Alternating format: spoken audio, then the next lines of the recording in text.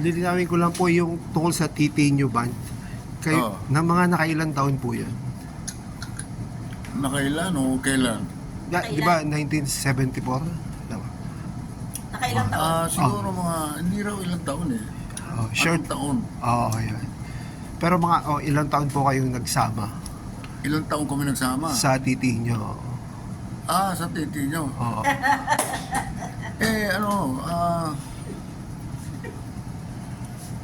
Mga isang taon lang yon. Oo. Kasi, nandun kami sa Pampanga, tumira kami kasi may tugtugan doon.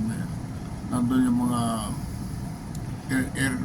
yung mga piloto, mga kano. Doon, may mga club doon, tumutugtog kami. So, nagkaroon kami ng manager, ang pangalan niya, Teodoro Tinyo. period Tinyo. Yun. So, Teodoro Titinyo, di ba? Pero Pero naging title ng banda. ano sir mga tinutugtog nyo doon? Mga Juan de la Cruz din o Ano covers? na? Ano na yun? Mga Pinoy rock na. Gano'n. Okay. Tagal na niyang Pinoy rock na yun. 70s pa, 71, 72. So, ang tagal. Sir, nung nasa Japan kayo, di ba, naging member, nung nasa Japan po kayo, naging member din kayo ng Speed, Glue, and Shinky? Yes, tama. Opo. Alam mo yun? Opo. Wow. Meron sa YouTube eh. Meron niyang vinyl. Talagang naging kami, Speed Glue Shinky kasi hindi kasama si Wally. Umuwi na eh. Ang naiwan, kami dalawa lang ni Pepe. Tsaka Nagpaiwan kami ron. Tsaka yung Shinky. Sa Japan. Si Wally, tapos na yung contract namin, umuwi na siya. Kasi kami, mahilig kami magliwaliw, di ba? Si Wally, homeboy ang tawag namin. Homeboy.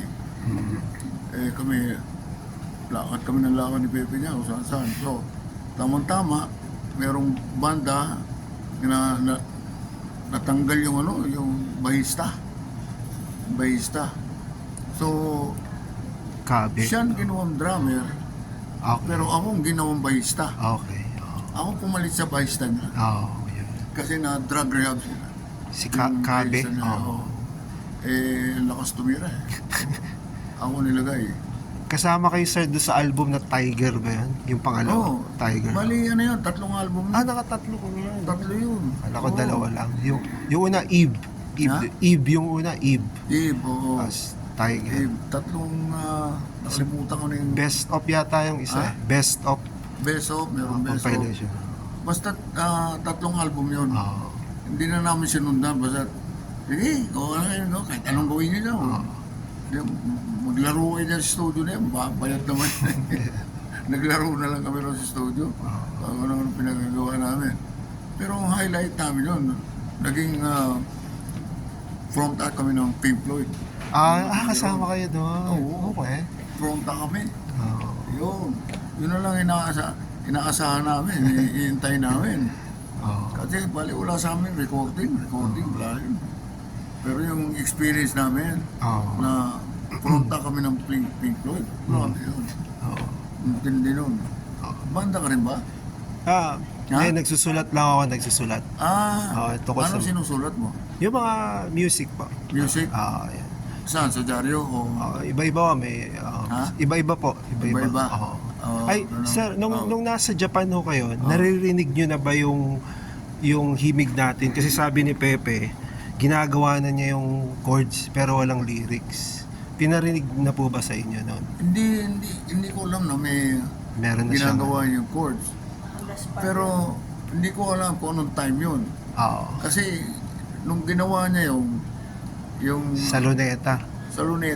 May concert, walang title. Okay.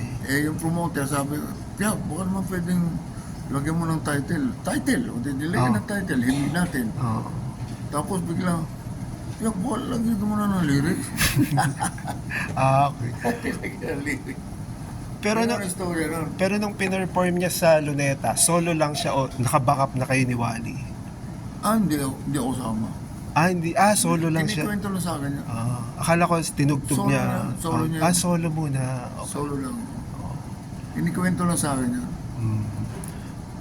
Tapos yung Laki sa Layaw, sir, di ba ano niyo yun? Solo niyo noong 1977, nung nag-solo album Oo, kayo. 77 yan. Tama. Oo. Anong tanong mo ron? Na-compose nyo ba siya dahil sa yung mga kabataan sa taga-project to kayo nun sa Actually, naging ganun na lang. Hindi naman ganun.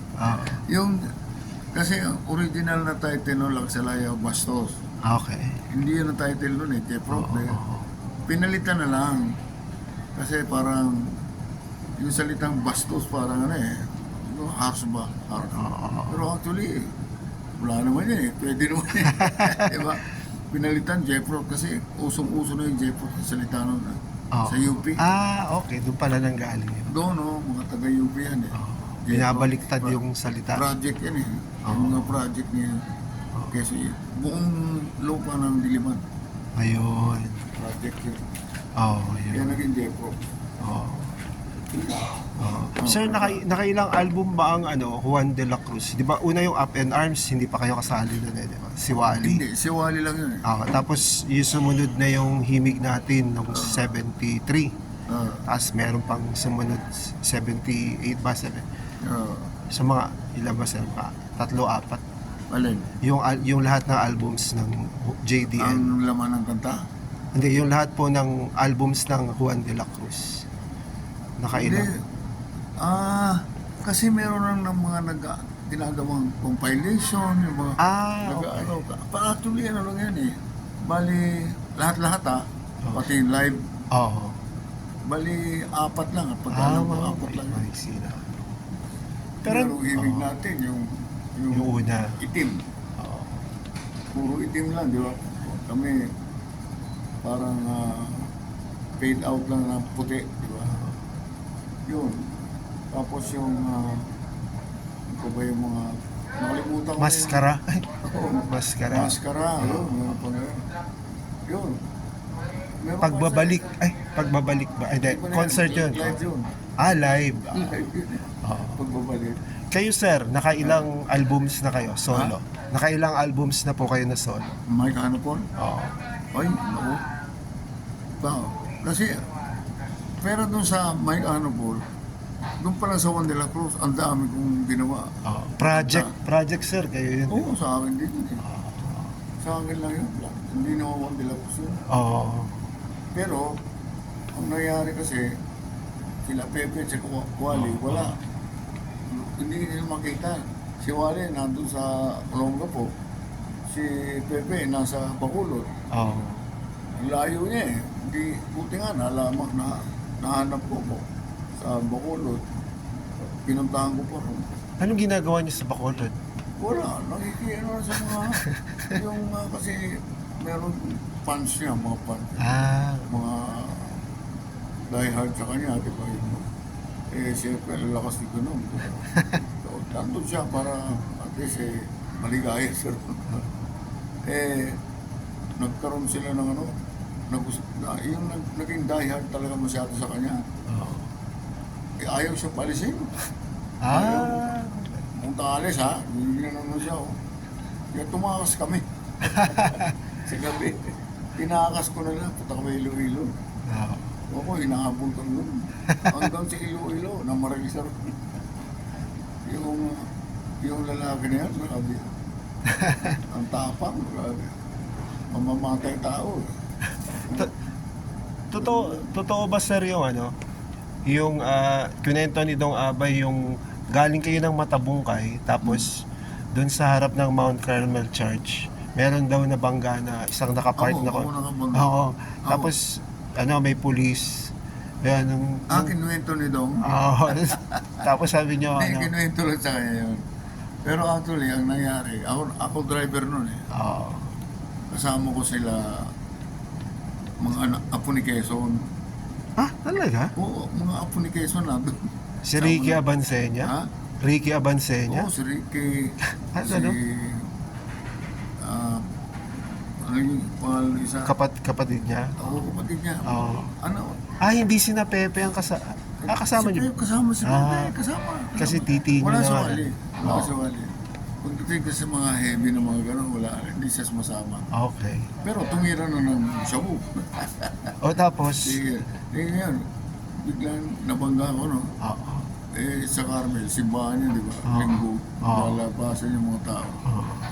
Tama yung kotse. Biglang palagi may agad, pulis. Oo. Lapit na yung pulis, Oo. Paglapit ng pulis, sabi, pinuksan, ang haba ng buhok niya. Ang haba talaga ng buhok na. Okay.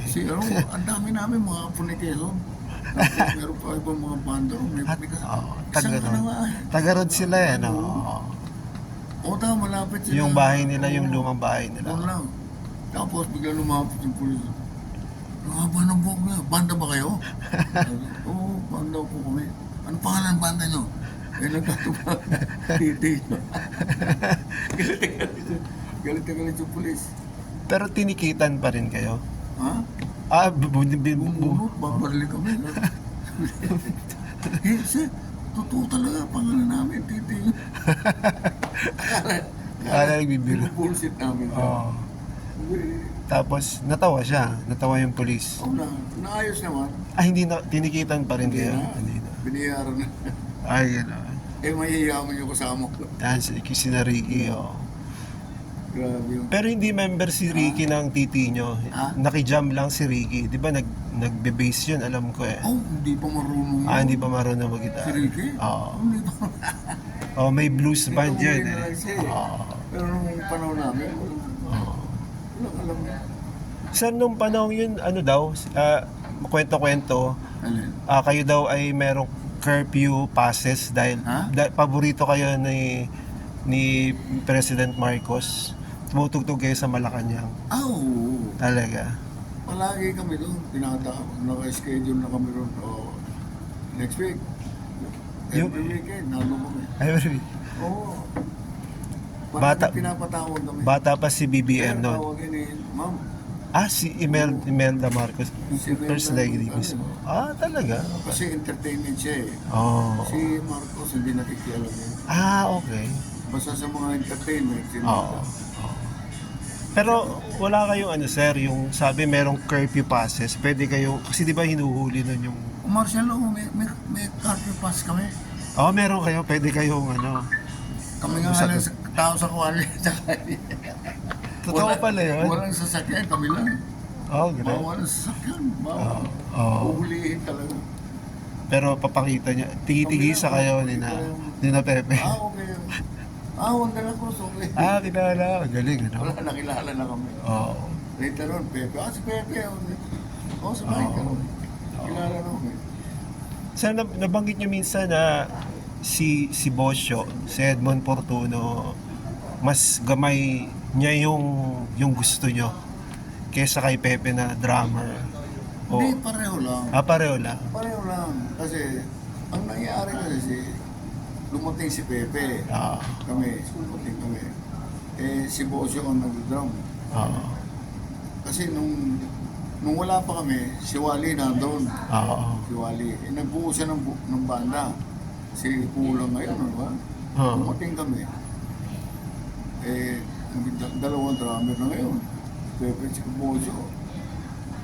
Tapos sabi ni Bosyo, Yap, ikaw na lang yan. Sige, bahala ka na yan. Tatayo na lang ako ng banda ko.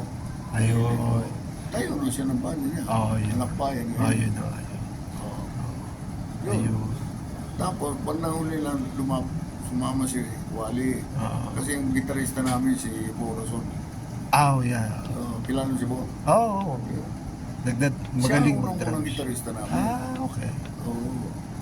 Bago kay Wally. Nung umalis si Bo, pumasok na si Wally. Ayun. Magaling yun. Gitara. Ako po. Pati drum, sir, di ba? Pati drum. Galing din. Percussion. Galing. Sir, kung bibilangin natin, mga ilang kanta na ang nagawa nyo? Ay, natanong ko na. Juan de la Cruz. Lahat, sir. Lahat. Mga 100 plus. Yung mga huli, sa akin lang lahat yun. nangyari lang yon kasi wala nga sila Pepe si Wally. Oo. Wala. Hindi sila pwedeng Oo. paano sila gagawa. Hindi pa nung uso yung ano eh. Online na pwede kang padala. Oo, yeah. Eh no, walang ganun eh. So, ang nangyari, ang opposition, kahit anong mangyari, diba, halos, hindi lang halos, lahat yun sa akin. Oh, yun. Eh gusto nga ni yung ibang mga part ng company, sabi, Mike, gawin mo lang muna yan, Mike, ano po? Ayun. Ang gaganda ng kanta, sabi. Oo. So, hindi, wag, ayoko na maging Mike, ano po? Juan de la Cruz yun eh. Isa Gibi sir, kayo ang music and lyrics lahat? O Music, lyric. okay. Music, lyric. Lahat pala, no?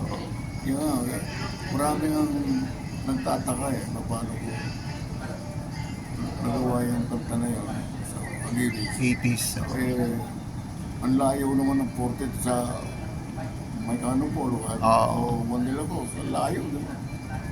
Pero totoo ba yun sir, nung ginawa niyo yung kanta sa Gibis, wala pang banda, ginawa niyo lang yung mga kanta? Wala ba? Wala. Oo. Yung mga kanta, ginagawa ko yun at the same time. Sabay. Ang banda kasi, Okay. ang banda, puro session lang. Oo. Okay. Session. Ang Oo. dalawa naging drummer yun, si Sunny Taay at saka si Oo. John Regalado. Oh, Jun, galing yun. Tapos yung naging bahista yan, dalawa. Oo. Tapos yung ako naman nagigitara eh. Ako nagigitara kasi wala namang piano lang eh. Oo. Piano, bass, drum. Yun lang. Okay. Yun lang, Okay. yun lang rhythm section lang. Oo. Yun lang, okay na. Okay na yun. Oo naman eh. Oo. Okay naman. Yung gusto ko, yung pati arrangement, ako na rin. Ako na rin. Sir, last question. Ano pong masasabi niyo dito sa musical na ginawa ni Direk Prani ni Actually, Jay. hindi lang si Prani, si Petsa si Francis tsaka si Jed. Jed. siya ang ano niya. Bali dalawa sila. Oo. Gaya nung buhay sa Japan, hindi naman talaga buhay sa Japan yun. Buhay Amerika. Oo. Hindi kaya Gulat- i-masit eh. Okay.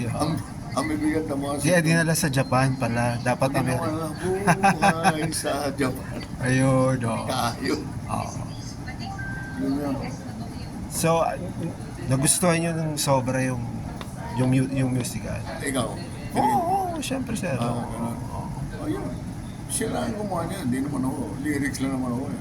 Okay. Yung original, tawag yun.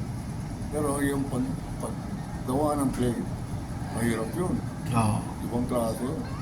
Sir, nagigig pa kayo ngayon sa mga bars? Oo. Meron pa. Ay, Tuloy-tuloy lang. may FB page nga pala kayo. Ha? May FB page nga pala kayo. Oo, meron. Sige sir, follow up ako doon. Meron kaming 70s bistro. Ah, December sige. 6. Okay. Sige, thank you sir ha. Thank you.